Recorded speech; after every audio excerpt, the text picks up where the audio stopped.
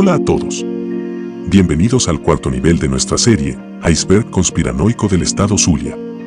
En este episodio, exploraremos algunos de los secretos más oscuros y desconocidos del Estado Zulia. Tenga en cuenta que algunos de estos temas pueden tener datos controversiales y son solo para fines informativos. Aunque algunos de estos temas pueden resultar impactantes, les pedimos que guarden discreción y disfruten de la investigación que hemos realizado. Como siempre quiero dar créditos y gracias al autor del iceberg original, por eso, gracias a la comunidad, Kabimas Cheat Posting, su compilado de datos ha hecho posible esta investigación. Así que sin más preámbulos, empecemos. Venancio Pulgar y la independencia del Zulia. El Estado Zulia ha sido protagonista de importantes etapas históricas en Venezuela, especialmente en la lucha por la emancipación y la autonomía. Uno de los líderes más destacados en esta lucha fue Venancio Pulgar, un militar nacido en Maracaibo en 1838. Pulgar lideró un gobierno junto a José Antonio Páez en 1862, pero luego fue persuadido por Jorge Sutherland para unirse al bando de los federalistas. El 20 de marzo de 1863, la federación fue proclamada en el Zulia y Pulgar fue nombrado jefe de armas y comandante general del ejército en Maracaibo. Esto marcó un hito en la historia de la región, ya que significó un paso hacia la autonomía política y fiscal del Zulia y sus habitantes. Pulgar ascendió luego al rango de general en jefe, mientras que Sutherland fue designado gobernador civil. Sin embargo, Sutherland inhabilitó políticamente a Pulgar y este tuvo que exiliarse en Curazao. A pesar de esto, Pulgar intentó retomar el control del Zulia en varias ocasiones. Finalmente, en 1868, durante la Revolución Azul, logró la toma de Caracas y ascendió a jefe de operaciones en el Zulia y los Andes. Aunque posterior a esto sufrió diferentes conflictos y traiciones, años más tarde, bajo las órdenes de Antonio Guzmán Blanco, Pulgar gobernó el estado Zulia entre 1870 y 1874. Después de su muerte en 1898, sus restos fueron trasladados al Panteón de la Zulianidad en Maracaibo, donde descansan hasta el día de hoy como un símbolo de la lucha por la emancipación y la autonomía de la región. Si bien es cierto que la idea de independizar el estado Zulia es algo que ha cobrado cierta relevancia en los últimos tiempos, lo cierto es que este deseo cuenta con precedentes históricos. En otras palabras, la idea de separar a Zulia del resto del país no es algo nuevo. El Tratado de Palmarito. El Tratado de Palmarito es un acuerdo controvertido que fue firmado en 1904 durante el gobierno de Cipriano Castro. Según este tratado, el estado Zulia cedía al estado Mérida un puerto y una franja de tierra situada en su jurisdicción. Este puerto, conocido como Puerto de Palmarito, y la tierra que lo rodeaba quedaban bajo el control de Mérida a partir de entonces. El tratado reconocía el derecho histórico de Mérida a gobernar parte de la costa del sur del lago de Maracaibo y establecía límites provisionales que ambos estados acordaron respetar. Sin embargo, ha habido controversias en torno a este tratado desde su firma. Algunas fuentes sostienen que Castro cedió esta área a Mérida de forma caprichosa, sin considerar los intereses del Zulia. Desde 1904, las fronteras entre Mérida y Zulia han sido un tema controversial. Por un lado, Zulia ha reivindicado todos los territorios que se extienden desde el río Buenavista en el estado de Trujillo hasta el río Escalante en el estado de Táchira y que son linderos del lago de Maracaibo. Por otro lado, Mérida ha defendido la soberanía que adquirió sobre el puerto de Palmarito y sus alrededores a través del tratado. Estas controversias han provocado incidentes fronterizos a lo largo de la historia y continúan en la actualidad. Pérdida de la Ceiba. La historia de la Ceiba es una historia muy interesante y a la vez olvidada por nuestra región. En 1620, un grupo de misioneros jesuitas fundó la Ceiba, entonces conocida como Pueblo Viejo, en la costa oriental del lago de Maracaibo. Aunque en un principio la localidad no era más que un pequeño pueblo, pronto se convirtió en un importante puerto comercial gracias al valioso intercambio de productos entre Mérida y Trujillo. Sin embargo, la historia de la Ceiba no fue siempre tan sencilla. Después de la Guerra de Independencia y la Guerra Federal, el comercio en Gibraltar disminuyó y la Ceiba comenzó a tomar su lugar como el puerto principal de la región. Pero a pesar de esto, la provincia de Trujillo luchaba por obtener una salida al lago de Maracaibo. Finalmente, en 1850, el Congreso Nacional decidió que la Ceiba se uniera a la provincia de Trujillo, separándola definitivamente de la provincia de Maracaibo. Con la inauguración del gran ferrocarril La Ceiba-Sabana de Mendoza en 1887, el puerto de La Ceiba alcanzó una importancia sin precedentes. Este ferrocarril fue extendido hasta Motatán en 1895, lo que permitió a La Ceiba convertirse en un importante centro de comercio y transporte. Sin embargo, a partir de 1925, La Ceiba comenzó a perder importancia debido a la inauguración de la carretera trasandina, que no pasaba por La Ceiba y la hacía de difícil acceso, así como a la disminución progresiva de la producción de café en Venezuela. A pesar de su historia llena de cambios y desafíos, La Ceiba sigue siendo una localidad importante en la región de Trujillo gracias a su valioso puerto y su rica historia. Sin embargo, algunos argumentan que Mérida y Trujillo deben devolver los territorios que fueron despojados ilegalmente al Estado Zulia para que éste recupere su autonomía y sus derechos territoriales. Matanza de Santa Bárbara. La región zuliana es conocida por la amabilidad y calidez de su gente, pero no podemos negar que la violencia y la criminalidad han sido una parte triste de su historia. Un ejemplo de esto es la Matanza de Santa Bárbara, una ola de violencia que sacudió la región, especialmente al sur del lago. Estos hechos tuvieron tal impacto en el estado que incluso inspiraron obras literarias, reportajes internacionales y una película. En el municipio Colón, situado en el estado Zulia de Venezuela, germinó una serie de venganzas y disputas por el control de las tierras. Estas eran llevadas a cabo por grupos criminales formados por familias influyentes que habían construido un imperio del crimen muy exitoso. Tras los años 70, las venganzas y disputas se intensificaron y el conflicto se convirtió en una guerra sin cuartel entre las familias criminales más poderosas del municipio. Se dice que todo comenzó con la muerte de Rodolfo Meleán, hermano de Jesús Chucho Hernández Meleán, dueño de la Hacienda Bolívar, la más rica de Santa Bárbara y del país en ese entonces. La hacienda, más recientemente había sido expropiada bajo el mandato de Hugo Chávez. Se sabe que en ese entonces entraron en una fuerte disputa por las tierras y propiedades en esa región, pero eso es otra historia. Volviendo al tema, se cuenta que Rodolfo fue asesinado a puñaladas por un vendedor de parrillas, tras reaccionar a unos disparos que éste le haría por estar borracho y en disputa con este. Este asesinato ocurrió en el bar El 5 y Medio, ubicado en la salida de Santa Bárbara. Para Chucho, la muerte de su hermano fue un duro golpe. Y envió a Temístocles el Tungo Semprún a ejecutar a Cirilo Boorques Meleán, dueño del bar donde ocurrió el asesinato, por no haber evitado la muerte de su hermano. También alias el Tungo tirotearon a Cirilo en la estación de servicio de la Panamericana. Días más tarde, el Tungo y su hermanastro Ángel Ciro Rincón, Caballo Blanco, fueron aniquilados en la vía Santa Bárbara, lo que provocó el inicio de la matanza.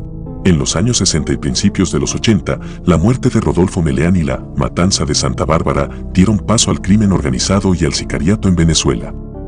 Según comisarios del CICPC, una entidad policial que, en ese entonces, se decía que, supuestamente protegía a los Meleán por su poderío económico.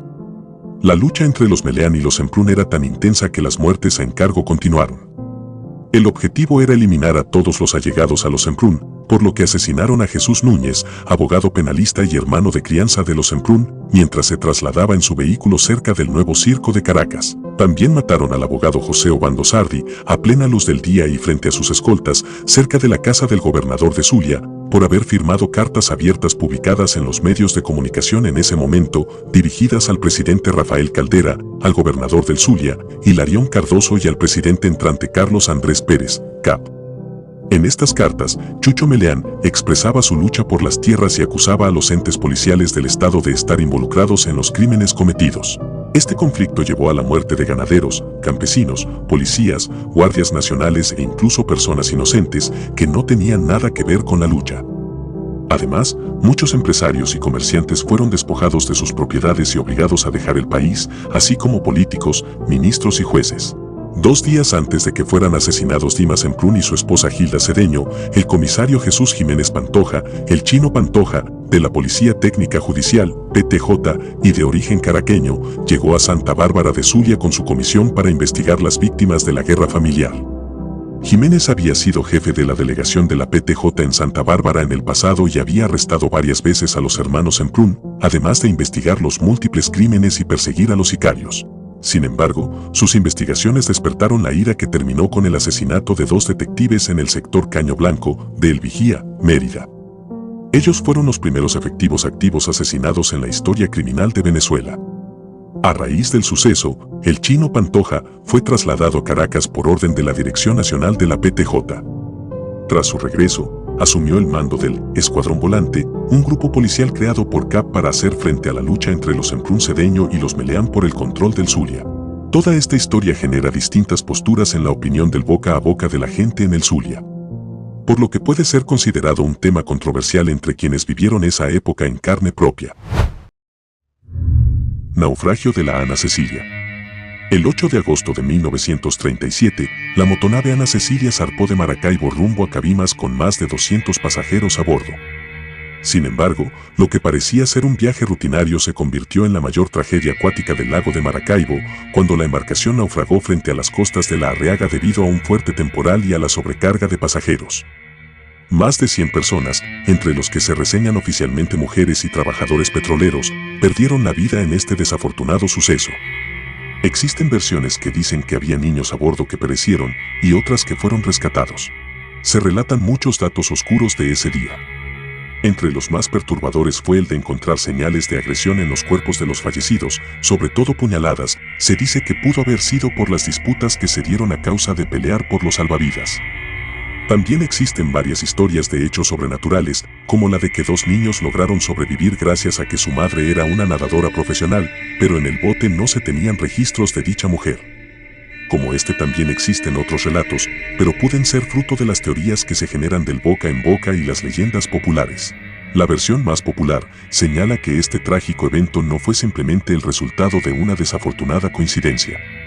Se señala como principal responsable la negligencia del capitán Arturo Soto, la venalidad de los celadores y la desidia de los empleados superiores que contribuyeron a esta aparatosa tragedia. Según testigos, Soto se negó a regresar a puerto cuando el viento se volvió peligroso y en su lugar, ordenó a los pasajeros que se acostaran y amenazó con disparar a quienes se opusieran. La Ana Cecilia, sobrecargada y sin suficientes salvavidas, terminó volcándose y arrastrando a decenas de personas a las frías aguas del lago. La noticia de este naufragio conmocionó a toda la ciudad y al país entero. Eran indescriptibles las muestras de impotencia y confusión que reinaron las horas posteriores al naufragio en el puerto.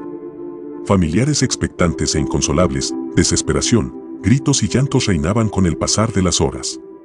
Tras largas labores de rescate fueron encontrados 76 cadáveres, 12 de estos sin identificar. El resto de víctimas nunca se pudo encontrar.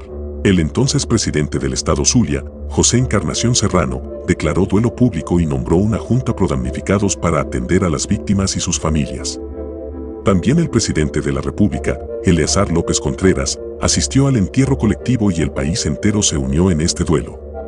Más allá del dolor y la conmoción, de acuerdo a una detallada investigación de los hechos, realizada por Iván José Salazar Said, junto al arbitrio del Fondo Editorial de la Academia de Historia del Estado, señalan una serie de comentarios extraoficiales que no buscan dar como cierta, pero que añaden muchos detalles al caso. Entre esas declaraciones, tenemos la de familiares y allegados colegas del ya difunto capitán Soto, sobre quien cayó la mayor culpa. Estas declaraciones señalan que el Ana Cecilia fue víctima de un organizado sabotaje para dañar la imagen de la embarcación con fines puramente comerciales, ya que ésta contaba con mucha popularidad y era la más frecuentada por los pasajeros. Se especula que pudieron ser grupos criminales de la época y dueños de otras embarcaciones que competían por los pasajeros. Dentro de las pruebas que se dicen, figuran la de una embarcación tipo ferry a la que, tiempo posterior a este suceso, le ocurrió algo similar. Resultó muy sospechoso ya que era una embarcación moderna que sin motivos lógicos se hundió. Este hecho sumado a que unos pescadores, al parecer, encontrarían el timón de Ana Cecilia con señales de haber sido perforada y sujeta por una guaya a un yunque, lo que señalaría que pudo existir un sabotaje. Sea como sea, este caso no dejó indiferente a nadie durante esa época y aún tantos años posteriores sigue dando de qué hablar. Censura de la gaita protesta. El Zulia siempre ha sido referencia de buena música, en especial en época decembrina. No es un secreto que a lo largo de las distintas etapas políticas del país, siempre ha existido un espacio para manifestar la inconformidad con las malas gestiones y el maltrato hacia el ciudadano. En ese sentido, la gaita ha sido un gran referente de las protestas al punto de ser un estilo característico de este género. En los años 70, bajo el gobierno de Rafael Caldera, el emblemático compositor Firmo Segundo Rincón compuso una de sus gaitas más arriesgadas, titulada Independencia Ya. Esta exponía abiertamente un llamado a los ciudadanos a no dejar que se abuse de la riqueza zuliana y que se haga justicia buscando una independencia de la región del resto del país. Esto hizo levantar las alarmas a los filtros de la época, y la censura de los reguladores obligarían a la agrupación, Los Cardenales del Éxito, a editar el contenido del disco y a sustituir esta canción por otra llamada Caramba, qué situación, bajo la premisa de que la gaita original contenía una letra subversiva. Es evidente en la historia ya que hay dos ediciones de la portada del disco de ese año, ya que al haberse impreso un gran número de la edición original, esta se usaría para la edición censurada, pero no se incluiría la canción en el vinilo. Aunque Firmo II fue perseguido por sus composiciones, esto no lo frenó de seguir creando letras con el mismo espíritu de protesta, ya que fue un importante exponente del género en la región al punto de ser declarado Patrimonio Musical del Zulia en 1993. Firmo II falleció a los 87 años en el 2008. Se dice que, aunque se siguieron haciendo gaitas muy exitosas, actualmente la censura ha logrado camuflajearse en el país a tal punto que son los mismos gaiteros quienes se ven frenados a crear cierto tipo de letras, ya que podrían verse mermados en el proceso de producción y difusión. Jorge Sutherland y la integración de Occidente. Durante el gobierno federal en Venezuela, Jorge Sutherland asumió el liderazgo del Estado Zulia y se convirtió en una figura dominante en el occidente del país. Después de la culminación de la Guerra Federal, una de las más largas y sangrientas de la historia del país, Venezuela se enfrentaba a una serie de conflictos políticos que ponían a prueba la distribución de los poderes y la autonomía del Estado Zulia. En 1864, Sutherland desempeñó un papel fundamental en el desarrollo de la provincia de Maracaibo y en particular en la integración de la región occidental. Para mantener su poder y llevar a cabo estrategias políticas y militares, Sutherland utilizó sus conexiones personales y solidaridades, así como la información proporcionada por otros líderes regionales para nombrar autoridades y sofocar levantamientos. También fortaleció sus vínculos con su compadre, Juan Crisóstomo Falcón, el presidente de Venezuela en ese momento. Es bien sabido que Sutherland luchó por la autoridad de la región contra Venancio Pulgar. Y también tuvo que hacer frente a diversos ataques sistemáticos que buscaban separar la integridad soberana del Estado Zulia en ese momento. Esta práctica política le permitió defender la autonomía del Estado Zulia y al mismo tiempo conciliar sus intereses con los estados andinos y el poder central en Caracas. Jorge Sutherland era un hombre astuto y siempre estaba un paso adelante de sus rivales políticos. Sabía cómo mantener la lealtad de sus seguidores y cómo aprovechar las oportunidades para tomar las decisiones adecuadas en el momento preciso. Gracias a esto, fue capaz de mantenerse en el poder durante muchos años y consolidarse como caudillo regional al aliarse con otros caudillos del Zulia y los Andes. Su habilidad para mantener la unión entre los diferentes grupos políticos le permitió consolidar una unión occidental sin precedentes y que existió hasta 1868 cuando el gobierno federal colapsó. Gracias por mirar el video hasta el final. Espero disfrutaras de estos datos que procuramos siempre recolectar y narrar de la forma más fiel y entretenida posible. También espero puedan suscribirse, compartir y darle like al video ya que eso me motiva a seguir creciendo este canal. Pronto regresaremos con el siguiente nivel del iceberg. Así que prepárense, porque el próximo nivel promete.